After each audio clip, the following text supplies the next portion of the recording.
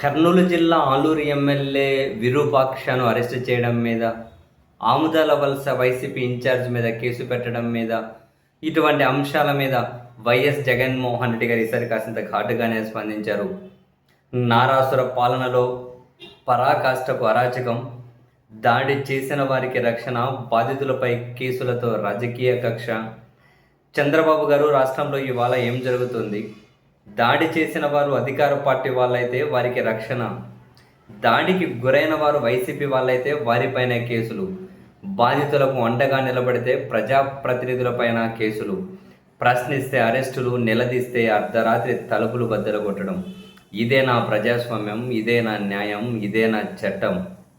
చంద్రబాబు గారు, నేను సూటిగానే అడుగుతూ ఉన్న ఆలూరు బీసీ సామాజిక వర్గానికి చెందిన ఎమ్మెల్యే విరూపాక్షమైన ఉగ్రవాద, ప్రజల చేత ఎన్నుకోబడిన ఒక ఎమ్మెల్యే ఇంటిపై అర్ధరాత్రి 2:45 భారీ పోలీస్ బలగాలతో దాడి చేయాల్సిన అవసరం ఏమొచ్చింది?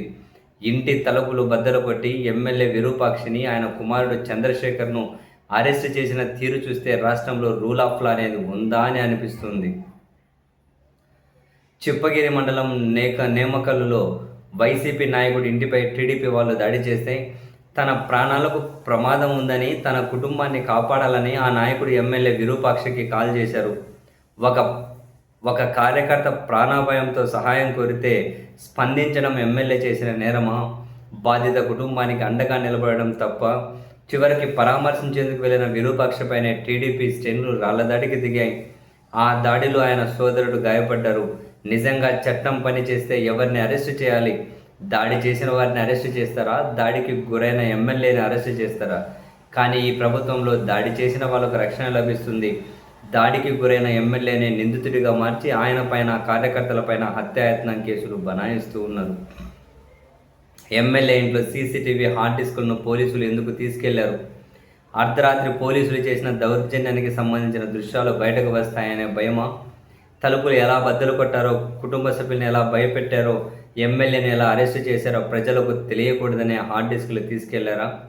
చంద్రబాబు గారు, సాక్ష్యాలను కాపాడాల్సిన పోలీసులతోనే సాక్ష్యాలను మాయం చేయించే ప్రయత్నం చేస్తున్నారా అని చెప్పి అడుగుతూ, ఇంకా ఆముదాల వలస ఇన్ఛార్జ్ చింతల రవికుమార్పై పెట్టిన కేసు గురించి, గుంటూరు ఈస్ట్ మాజీ ఎమ్మెల్యే షేక్ మహమ్మద్ ముస్తఫా ఆయన కుమారుడిపైన పెట్టిన కేసుల గురించి, వీటన్నిటి గురించి మాట్లాడుతూ చివరిగా చంద్రబాబు గారు, గుర్తుపెట్టుకోండి, అధికారం శాశ్వతం కాదు, పోలీస్ బలం శాశ్వతం కాదు, అక్రమ కేసులు శాశ్వతం కాదు. ఎన్ని కేసులు పెట్టినా, ఎన్ని అర్ధరాత్రి అరెస్టులు చేసినా, ఎన్ని తలుపులు బద్దలు కొట్టినా, ఎన్ని పోలీస్ బలగాలను దించినా వైఎస్ఆర్ కాంగ్రెస్ పార్టీ వెనక్కి తగ్గదు.